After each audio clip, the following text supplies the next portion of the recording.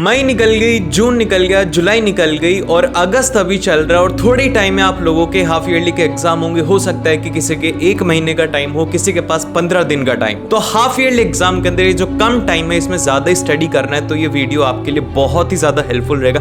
अगर आपको एक भी सेकंड ये लगता है कि भाई इस वीडियो को एक काम करनी हो, उसी टाइम पर इस वीडियो को बंद करके आप जा सकते हो, क्योंकि अब देखो आपने जो इतना सारा टाइम वेस्ट किया ना, अब आपको ये जो बचे हुए टाइम के अंदर अगर कुछ उखाड़ना है, सच में चाहते हो कि भाई हाफ ईयरली में झंडे गाड़ने, तो इस वीडियो को पूरी जरूर से देखना। ये मेरी गारंटी है कि अगर आप देख लेते हो और फॉलो कर ले तो 95 प्लस लाने से कोई भी नहीं रोक सकता। तो फिर चलिए स्टार्ट करते हैं। सो अब देखिए, सबसे पहले हम लोग बात करने वाले हैं हमें क्या क्या पढ़ना है। सबसे इंपॉर्टेंट है कि क्या चीजें हमें नहीं करनी है। तो देखो, हम लोग बेसिकली पूरा हाफ ईयरली के बारे में डिस्कस करने वाले, और एक इंपॉर्टेंट बात भी बता देता हूं कि हाफ ईयरली से रिलेटेड जितने भी आपके इंपॉर्टेंट क्वेश्चंस रहेंगे, फिर वो चाहे से MCQ हो या फिर पेपर हो, सारे के सारे आपको इस चैनल के ऊपर मिल जाएंगे। तो उसके लिए आप चिंता बिल्कुल भी मत करो, बहुत ही जल्द मैं ये सब चीजें अपलोड करने वाला हूं। अब इसके बाद में जो सबसे पहली चीज आती है, सबसे इंपॉर्टेंट है, वो ये है कि आपको सेल्फ चेक करना है, क्योंकि आपको है ना अपने आप से झूठ नहीं बोलना, और आप जितना जानते हो उतना बाहर वाला कोई भी नहीं जानता।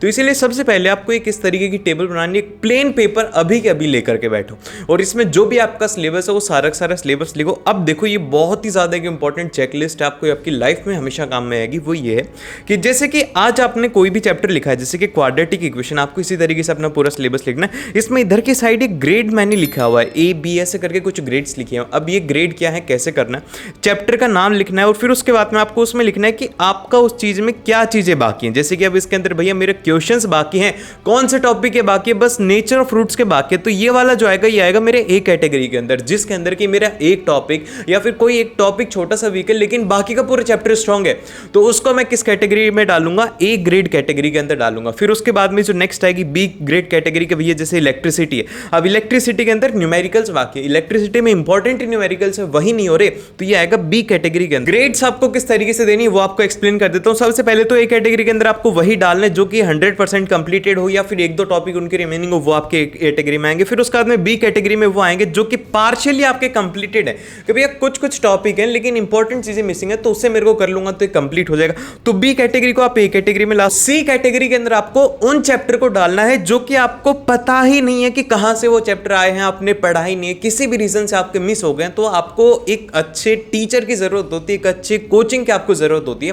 तो इसीलिए आपके लिए PW इसका सॉल्यूशन लेकर के आया। PW ने क्या किया है, आप लोगों के लिए क्लास 9th के लिए, 10th के लिए सेपरेट बैच बना रखे, न्यू क्लास 9th के लिए और उड़ान क्लास 10th के लिए है।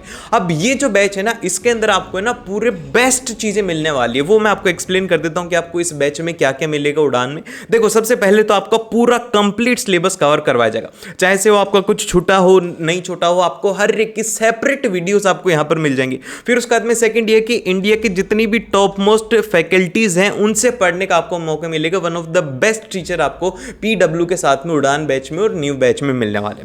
फिर उसके बाद आपको डेली असाइनमेंट्स मिलेंगे और जिनका सॉल्यूशन आपको मिलेगा PW ऐप के ऊपर। PW ऐप के ऊपर आपको आपके नोट्स भी मिल जाएंगे, आपको जितने भी आपकी स्टडी मटेरियल है वो सारा का सारा मिल जाएगा। इसके अलावा आपको बाहर कुछ भी खरीदने की जरूरत नहीं।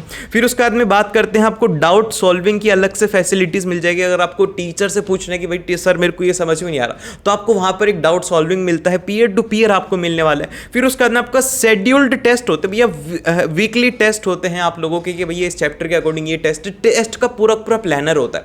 तो वन ऑफ द बेस्ट चीज है जिससे कि आप लोग CBSE के अंदर टॉप कर सकते हो। और उसी के साथ में इस बैच की प्राइजेस भी क्या है, ओनली एंड ओनली 1999। काफी ज्यादा अच्छा बैच है, आप इसमें जाकर के इनरोल कर सकते हो। अगर आप लोग मेरा कोड यूज में लेते हो RUN150, तो आपको 150 का एडिशनल डिस्काउंट मिलने वाला है। इतना ही नहीं, उड़ान 2024 का जो रिजल्ट था वो भी काफी ज्यादा अच्छा था। चिराग ने 99% स्कोर किया था, संभावी ने भी यहां पर 99% स्कोर किया था, और उसी के साथ में महक ने 98.8% स्कोर किया था। तो आप भी टॉप कर सकते हो। सो जल्दी से जाकर के इस बैच को ज्वाइन करो और जल्दी से अपना सिलेबस कंप्लीट करके CBSE में टॉप करो और आप भी अपना सपना पूरा करो। एंड अब इसके बाद में जो आता है वो आता है नेक्स्ट पॉइंट, जो कि है हमारा, हमें डेली टारगेट सेट करना है। हमारा एक टारगेट होना चाहिए, क्योंकि देखो अगर आप ऐसे ही पढ़ते रहोगे ना और आपको कोई भी टारगेट नहीं, तो आप उस टारगेट तक अचीव कैसे करोगे। तो इसलिए आप एक अपना टारगेट बनाओ और टारगेट हमेशा हाई रहना चाहिए। मैं हर एक वीडियो के अंदर स्टूडेंट्स को ये बोलता हूं कि आपका जो टारगेट है वो 95 से नीचे नहीं होना चाहिए, चाहे से आपने कितना भी टाइम वेस्ट किया हो, कैसे भी पढ़े हो, लेकिन जो टारगेट है वो कितना होना चाहिए, 95% होना चाहिए। तो अगर आपको लग रहा है ना कि मेरे इतनी मार्क्स आ जाए, नहीं, आपको मैं बोलता हूं कि आपका टारगेट हाई होना चाहिए। तो कमेंट करो कि आपको क्लास 10th में कितने मार्क्स देखना चाहते हो अपनी बोर्ड के अंदर। अगर आप वो टारगेट लिख नहीं सकते ना यार, एक बार लिख करके दे दो। इमेजिन करो कि आपने सोच रखा है कि भैया मेरे 96 आ जाए, भैया मेरे 97 आ जाए, भैया मेरे 95 आ जाए, भैया मेरे 93 आ जाए, जो भी आपका टारगेट है वो कमेंट करो, वो टारगेट आपका फुलफिल होगा। मैं ये जो आपको बोल रहा हूँ ना, ऐसे ही मैंने बहुत सारे स्टूडेंट्स को बोला है। जिस स्टूडेंट्स लिखते हैं उसके बाद में बोलते कि हमें अंदर मोटिवेशन आती है, क्योंकि जब तक टारगेट नहीं होता ना, आप टारगेट को लिख करके चिपका लो, अपनी दीवार के आगे चिपका लो कि भैया ये मेरा टारगेट, हर दिन आप उसे देखो, तो एक अंदर से आग पैदा होती है, एक अंदर से एनर्जी पैदा होती है, जो कि आपको उस टारगेट के लिए मेहनत करने को मजबूर करेगी। तो इसीलिए टारगेट होना बहुत ज्यादा जरूरी है, उस टारगेट को लिखना उससे भी ज्यादा जरूरी है। तो इसीलिए आज आप कमेंट सेक्शन में लिखो, आप देखोगे कि आपके सारे कितने सारे स्टूडेंट्स हैं। आज ये होना चाहिए कि भैया व्यूज से ज्यादा कमेंट होने चाहिए, ठीक है। तो आप आज लोग, हर एक स्टूडेंट जो देख रहा है वो कमेंट करे, ठीक है। और आपका टाइम टेबल किस तरीके का होता है कि 6 AM पर वेकअप होगा, फिर उसके बाद में 7 से 8 के लिए मैं स्कूल के लिए रेडी होऊंगा, फिर उसके बाद में स्कूलिंग का टाइम रहेगा, फिर 5 से 6 बजे मैं साइंस पढ़ूंगा, फिर उसके बाद में 6 से 7 तक मैं मैथ्स पढ़ूंगा। इस तरीके का टाइम टेबल कौन कौन बनाता है? 90% ऑफ द स्टूडेंट ने टाइम टेबल बनाया है, और जिसने नहीं बनाया वो अपना नो कमेंट करना, क्योंकि ये time table most common time table होता है। ये टाइम टेबल कभी भी सक्सेसफुल नहीं होगा। बस आपको एक अपना बनाना है कि भैया आपको पता होता है कि कल आपके क्या काम है, कितनी क्लासेस हैं, उसी के अकॉर्डिंग आप एक अपना टाइम टेबल प्लान करो कि आपको ये स्टडी करना है। बस हर दिन का एक प्लानर आप सोने से पहले उससे बना के सो कि भाई मुझे क्या कल पढ़ना है, कहाँ से पढ़ना है, सारे रिसोर्सेज वगैरह लिख करके आप उसमें सो। तो उससे क्या होगा कि आपको वो करने में आसानी होगी। जब आप उसे अचीव करोगे तो आपको एक अलग ही पॉजिटिव फीलिंग उसमें आने वाली।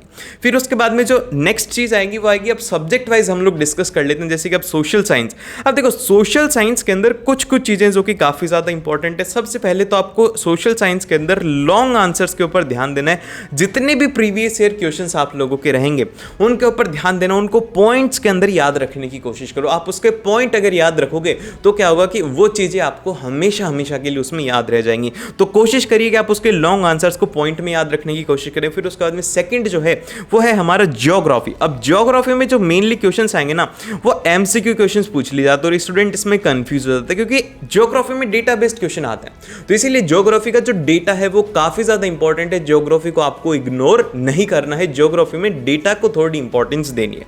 फिर उसके बाद में जो नेक्स्ट है, हिस्ट्री को कैसे पढ़ेंगे। हिस्ट्री को पढ़ने का बहुत ही आसान तरीका है, आपको पूरे स्टोरी की फॉर्म में याद होना चाहिए। जैसे कि मैं आपको बताता हूं कि नेशनलिज्म इन इंडिया, मैंने जब लास्ट ईयर स्टूडेंट्स को पढ़ाया था तो मैंने एक ऐसे स्टोरी बताई थी कि भाई गांधी जी आए थे, गांधी जी को ऐसी चीजें देखी थी, फिर उसके बाद में गांधी जी ने ये मूवमेंट स्टार्ट किया, फिर उसके बाद में ये मूवमेंट स्टार्ट किया, फिर लास्ट के अंदर ये मूवमेंट उन्होंने ये किया। तो इससे क्या होता है कि हम चीजों को रिमेंबर कर पाते हैं। मूवी भी तो हम इसी तरीके से रिमेंबर करते हैं। तो इसी तरीके से आपको भी एक स्टोरी विजुअलाइज कर लो, आंख बंद करके विजुअलाइज कर लो कि भाई ऐसा ऐसा हो रहा था, गांधी जी ये कर रहे थे, उसके बाद में ये हो रहा था। तो उससे आपको चीजें अच्छे से याद रहेंगी। और उसी के साथ में इसकी एनसीईआरटी बहुत ज्यादा इंपॉर्टेंट है। इसमें आप नोट्स के ऊपर ज्यादा फोकस ना करके आप एनसीईआरटी को ही यहाँ पर आप रीड करो, ठीक है। इसमें एनसीईआरटी से ही क्वेश्चंस आपके बोर्ड में भी पूछे जाएंगे। फिर उसके बाद में जो अगले हमारे सब्जेक्ट आते हैं, इंग्लिश और हिंदी। अब इंग्लिश और हिंदी के अंदर आपको अभी से स्टडी करना स्टार्ट कर देना, थोड़ा थोड़ा पढ़ोगे तो आपको हेल्प मिलेगी। सबसे पहला तो ये कि कभी भी है ना, आपको है ना समरी नहीं पढ़ना डायरेक्टली। आप लोग सोचते हो ना कि मैं यहाँ पर मेरा टाइम बचा लेता हूँ, मैं समरी पढ़ लेता हूँ। नहीं, आज आपके पेपर के अंदर नंबर आएंगे, लेकिन जब बोर्ड्स का पेपर होगा तो वहां पर तो कंप्लीट आएगा ना, वहां पर तो अंदर से क्वेश्चन पूछे जाएंगे। तो इसीलिए इंपॉर्टेंट ये है कि आप लोग यहाँ पर समरी ना पढ़ के एनसीईआरटी को कंप्लीटली रीड करो। आप एनसीईआरटी को पढ़ो। आपको जैसे कि आप बोर हो रहे हो, मैं आपको एक तरीका बताता हूँ। आपने साइंस पढ़ा 1 घंटे, फिर उसके बाद में 30 मिनट्स या फिर आपका 25 मिनट्स आप हिंदी या फिर इंग्लिश में से पढ़ो। इसमें क्या होगा, स्टोरी होगी, आपको भी थोड़ा अच्छा लगेगा, आपके माइंड को भी कम स्ट्रेस होगा, और आप उसमें थोड़ी ज़्यादा देर के लिए उसमें स्टडी कर पाओ। फिर उसके बाद में जो नेक्स्ट है कि ये स्टार्ट करो प्रैक्टिस लिखने की। अगर आप प्रैक्टिस नहीं करोगे ना तो एग्जाम के अंदर पेपर छूटेगा, और आप लोगों को लगेगा कि यार मेरे से लेटर नहीं लिखा जा रहा है, मुझसे ये चीज़ें नहीं हो रही। तो ये सब चीज़ें बाद में ना हो, इसलिए अभी से आप लोग लिखने की प्रैक्टिस यहाँ पे करने लग जाओ। और उसी के साथ में सबसे इंपॉर्टेंट और सबसे ज़्यादा जो डरावनी चीज़ है ना, वो है अनसीन पैसेज। अगर आपको विश्वास नहीं हो रहा, आपके सीनियर से आप लोग पूछ लेना कि भैया आपके नंबर इंग्लिश और हिंदी में किस में कटे थे। वो बोलेंगे कि हमारे नंबर किस में कटे थे भैया, अनसीन पैसेज हमसे सॉल्व नहीं होता। अनसीन पैसेज हार्ड आता है बोर्ड के अंदर, सीबीएसई बोर्ड के अंदर, और कुछ टफ दे ना दे, ये अनसीन पैसेज तो टफ देते ही हैं। तो इसीलिए ध्यान से संभल करके रहना है। अनसीन पैसेज नॉलेज को इंपॉर्टेंस देकर के आपको पढ़ना है। फिर उसके बाद में जो नेक्स्ट आती है हमारी मैथ्स बहुत ही इंपॉर्टेंट है, बहुत अच्छी होती है। जिसको भी मैथ्स से डर लगता है मैं आपको एक सॉल्यूशन बताता हूँ, जिसकी मैथ्स अच्छी है वो भी इसको ध्यान से सुने। सबसे पहले तो आपको सॉल्व्ड एग्जाम्पल्स करने हैं। अब ये क्यों करना है भाई? सॉल्व्ड एग्जाम्पल करने से क्या होगा? सबसे पहले तो आपको स्टेप वाइज जो लिखने की आदत पड़ेगी। आपको ये पता लगेगा कि स्टेप वाइज हमें किस तरीके से एग्जाम के अंदर लिखना है। इसमें स्टेप वाइज आपके एनसीईआरटी के अंदर कंप्लीट सॉल्यूशन दिए होते हैं, तो उसको सॉल्व करके आपका एक तो स्टेप वाइज सॉल्व होगा और उसी के साथ में आपको वहां से कॉन्सेप्ट पता लगेंगे। और जिसको भी मैथ्स नहीं आती, कॉन्सेप्ट्स को रटो मत, क्वेश्चंस को रटो मत, क्योंकि ऐसे क्वेश्चंस नहीं आएंगे। अगर कोई चीज़ समझ में नहीं रही, टीचर से बार बार उस चीज़ को समझो आप, जब जाकर के आपको वो चीज़ें वहां पर समझ में आएंगी। और उसी के साथ में एक आप बना लो कि आपको हर दिन का डेली का प्रैक्टिस करना है। एटलीस्ट 20 क्वेश्चंस आपको प्रैक्टिस करने हैं हर दिन का। एक नियम बना लो कि भाई 20 क्वेश्चन तो मुझे मैथ्स के करने ही करने। और जो जिसको लग रहा है कि मेरी मैथ्स ज्यादा वीक है तो इन क्वेश्चंस को बढ़ा दो, क्योंकि जब तक आप प्रैक्टिस नहीं करोगे, जब तक आपकी मैथ्स स्ट्रांग नहीं होगी। और प्रैक्टिस करने से ही मैथ्स स्ट्रांग होती है। और फिर उसी के साथ में आपको क्या करना है मैथ्स के अंदर सिंपल फॉर्मूला है। सबसे पहले एनसीईआरटी के सॉल्व्ड एग्जांपल्स करने हैं, फिर उसके बाद में पीवाईक्यूज करने हैं, फिर उसके बाद में क्वेश्चंस जो है वो आप आर.डी. शर्मा से कर सकते हो अगर टाइम बचता है तो। ये कंपल्सरी नहीं है कि आप आर.डी. शर्मा करो, सबसे कंपल्सरी है एनसीईआरटी के एग्जांपल्स और एनसीईआरटी के क्वेश्चंस और पीवाईक्यूज। ये तीन चीजें इंपॉर्टेंट। अगर फिर टाइम बचता है तो आप प्रैक्टिस के लिए क्या कर सकते हो? प्रैक्टिस के लिए आप लोग आर.डी. शर्मा को उठा सकते हो, लेकिन उससे पहले आपको नहीं उठाना है। और फिर उसके बाद में जो नेक्स्ट चीज आती है वो आती है साइंस। अब देखो साइंस के अंदर 3 है, इनकी अलग अलग इंपॉर्टेंस है, अलग अलग इनसे क्वेश्चंस पूछे जाते हैं। जैसे कि अगर मैं बात करूं यहां पर फिजिक्स की, तो अब फिजिक्स में जो क्वेश्चंस आपसे पूछे जाते हैं न्यूमेरिकल्स, तो न्यूमेरिकल्स में क्या इंपॉर्टेंट है? कॉन्सेप्ट यहां पर काफी ज्यादा इंपॉर्टेंट है, तो आपको यहां पर कॉन्सेप्ट के ऊपर ध्यान देना है। न्यूमेरिकल्स को आपको सॉल्व करने की कोशिश करनी है। डेफिनेशंस के ऊपर जरूर से ध्यान रखो, क्योंकि एग्जाम के अंदर सीधा क्वेश्चन आता है, बोर्ड्स में भी क्वेश्चन आता है कि define 1 ampere current, define 1 dioptre. तो आप लोग मुझे अभी वीडियो रोको और कमेंट करके बताओ कि डायोप्टर जो होता है वो किसकी यूनिट होती है और ये किसके बराबर होती है। क्या देखो आपको ए ऑप्शन दे रहा हूं मैं, इसकी वैल्यू होती है 1 मीटर, और बी ऑप्शन आपको मैं दे रहा हूं, इसकी वैल्यू होती है यहां पर 1 मीटर इनवर्स। ठीक है, आप लोग मुझे बताइए कि इसकी 1 डायोप्टर की यहां पे क्या वैल्यू रहती है, 1 मीटर या फिर 1 मीटर इनवर्स। ठीक है, ये इंपॉर्टेंट है, एग्जाम के अंदर ऐसे क्वेश्चंस आते, ऐसे डेफिनेशंस आते, तो आपको पता होना चाहिए। और एक फॉर्मूला शीट आप लोग इसकी प्रिपेयर कर सकते हो, जिसको भी फॉर्मूलाज याद नहीं होते मैथ्स के और फिजिक्स की, जरूर से ध्यान रख लेना। मैं मैथ्स में बताना भूल गया, तो इसलिए आपको फॉर्मूला शीट यहां पे बनानी। फिर उसके बाद में केमिस्ट्री की अगर हम लोग बात करते हैं, तो केमिस्ट्री के अंदर आपको NCERT is the Bible. NCERT से बाहर केमिस्ट्री में कुछ नहीं आएगा और एनसीईआरटी से आएगा। तो इसमें एक्टिविटीज जितनी भी हैं वो काफी ज्यादा इंपॉर्टेंट रहने वाली है। इसकी रिएक्शंस भी काफी ज्यादा इंपॉर्टेंट है। रिएक्शन बेस्ड क्वेश्चंस आपसे एनसीईआरटी में केमिस्ट्री से पूछे जाते हैं। और उसी के साथ में जो क्वेश्चंस हैं, इसके लॉन्ग आंसर टाइप क्वेश्चंस हैं, उनके ऊपर ध्यान रखना है। प्रीवियस ईयर को सॉल्व करो, एक ही रामबाण इलाज है। सीबीएसई के अंदर टॉप करना है, प्रीवियस ईयर को चाट जाओ, पूरे पूरे रट लो, रट्टा मार लो इनका, ये है। ठीक है, आप इस तरीके से कर सकते हो। और बायोलॉजी के अंदर जो इंपॉर्टेंट चीजें हैं वो हैं एक तो डायग्राम।